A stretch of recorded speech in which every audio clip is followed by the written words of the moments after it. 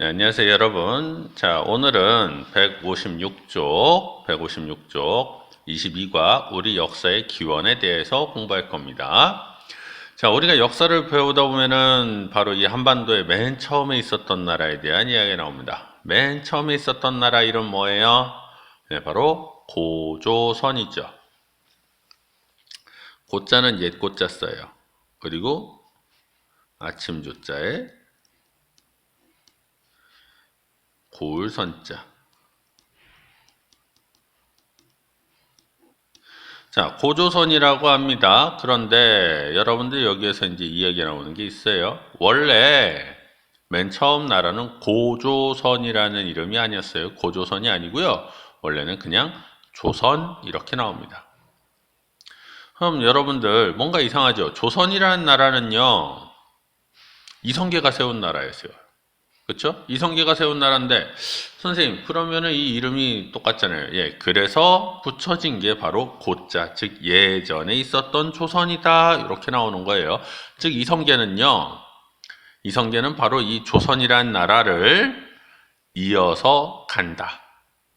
조선이란 나라가 있었고 그것을 바로 이어서 우리는 그들의 사상과 그들의 생각을 그대로 이어서 간다 이렇게 나온 것이 바로 조선이란 나라였습니다. 자, 그럼 고조선이 맨 처음 어떻게 된 건지 이야기를 해보죠. 자, 동력동자의 모방자. 자, 모방자 이거는요. 지역을 뜻해요. 지역.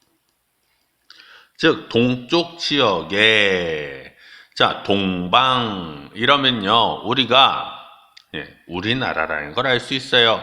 왜냐하면 옛날부터 우리나라를 중국에서는 해동국이라고 이야기했습니다.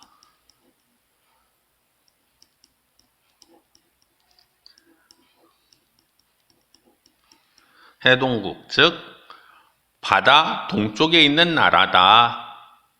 그리고 여러분들 우리나라의 또 다른 명칭 중에 하나가 동방예의지국 이렇게 얘기하죠.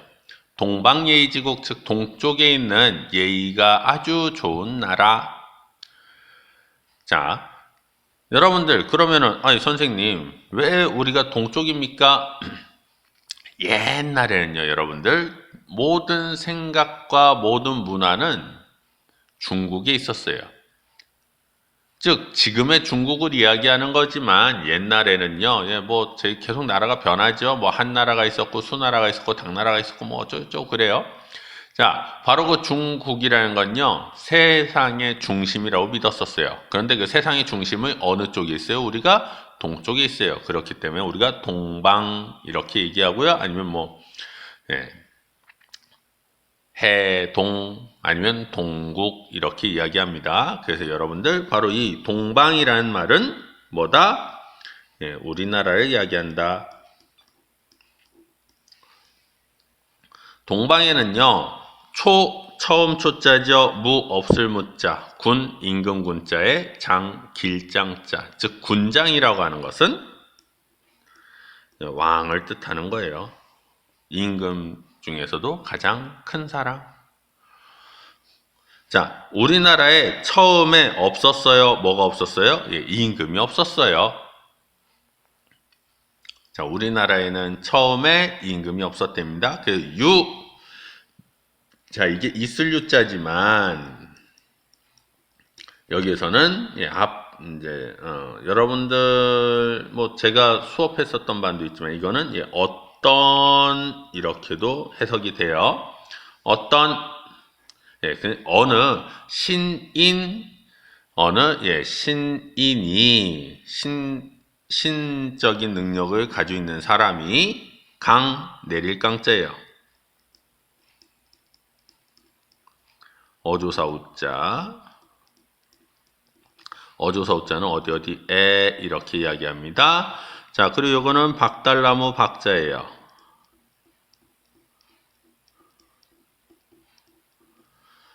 박목, 즉 박달나무죠. 박달나무.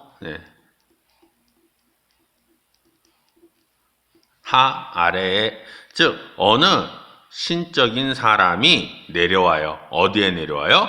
박목하, 즉 박달나무 아래에 내려왔어요. 자, 그러면은 여러분들 요게 조금 좀 뭐 여러분들 수준에서는 좀 이해가 잘 안 될 수도 있지만 그래도 한번 이야기는 하죠. 왜 하필이면 박달나무냐예요. 왜 하필이면 왜 박달나무에 내려왔느냐? 자, 박달나무에서 박이라는 게요.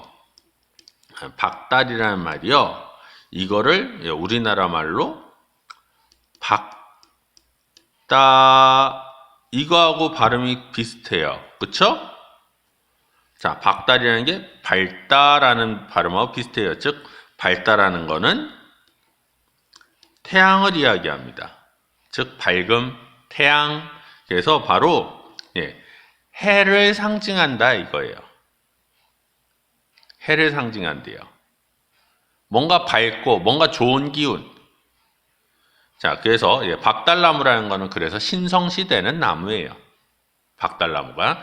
자, 그래서 어떤 신적인 인간이 박달나무 아래에 내려왔어요. 즉 뭔가 아주 신성한 나무 밑으로 내려왔어요. 이렇게 돼요. 그래서 국인이, 자, 국인 나라의 사람들. 자, 여기의 국은 바로 위에서 말하는 동방의 사람들이죠. 동방의 사람들이 위입. 자, 세워요. 설립자. 세웠어요. 뭐로? 임금으로 세웠어요. 즉, 누구를? 바로 신적인 인간을. 그리고 시위 단군이요. 자, 이를 자, 이 시자죠. 그리고 할 위자. 자, 이를 말하길 뭐라고 했다? 즉 임금을 단군이라고 칭했어요. 즉 단군 왕검을 이렇게 해서 나왔다 이럽니다. 그리고 국호 나라를 자 호자 이거는 부를 호자예요. 나라를 부르기를 뭐라고 했느냐? 바로 조선이라 했다. 자, 조자는 이거는 아침 조자예요. 그리고 선은 고울선자. 즉 아침이 고운 나라, 즉 아침 해가 뜨는 나라 이렇게 이야기합니다. 자, 여러분들 우리나라 국호는 뭐 지금은 대한민국, 그렇죠? 그리고 전에는 조선, 그리고 그 전에는 고려, 뭐 이런 식으로 있었어요. 그리고 뭐 고려 이전에는 신라가 있었고요. 자, 그럼 이 이야기들에서 대부분들 보면요, 빛난다라는 얘기가 있어요. 자, 일단은 신라에서요, 라자는 빛날 라자예요. 고울 라자. 새롭게 빛나는 거예요. 그리고 고려도요, 높을 고자에다가 또 이것도 빛날 여자를 써요. 높게 빛나고 있어요. 그리고 조선이라는 나라도 지금 이야기하듯이 아침이 고운 것, 즉 해가 뜨는 곳. 그리고 대한민국에서도 큰 대자 있다가 나라 한자. 그리고 백성민자 있다가 나라국자 써요. 그래서 대한민국이라는 것도 뭐 아주 넓은 나라, 큰 나라 이렇게 이야기합니다. 자, 우리 민족 자체가요, 원체 선민 사상이 있어요. 즉 선택받은 민족이다. 그럼 누구에게서 선택받느냐? 바로 하늘에게서 선택을 받았다. 이렇게 이야기를 합니다. 자, 그럼 여러분들 그 뒤에 159쪽으로 한번 가볼까요? 자, 159쪽으로 가보시면 거기 삼국유사 속에서의 단군 신화가 이야기됩니다. 바로 이 삼국유사에 나오는 단군 신화는 여러분들이 어려서부터 한 번씩은 다 들어봤던 이야기예요. 그리고 그 밑에 한 걸음 더 나아가기를 보겠습니다. 한 걸음 더 나아가기를 보면요, 고조선이란 명칭은 훗날 이성계가 세운 조선과 구분하기 위해서 국호 앞에 고자, 즉 옛고자를 썼어요. 이성계는요, 기천년 전에, 즉 기천년이라는 건 뭐 천년에 뭐 몇 배가 되는 수예요. 예, 그러니까 뭐 몇천 년 전에 단군이 세운 조선을 계승한다는 의미로 국호를 조선이라고 칭했다. 이렇게 이야기합니다.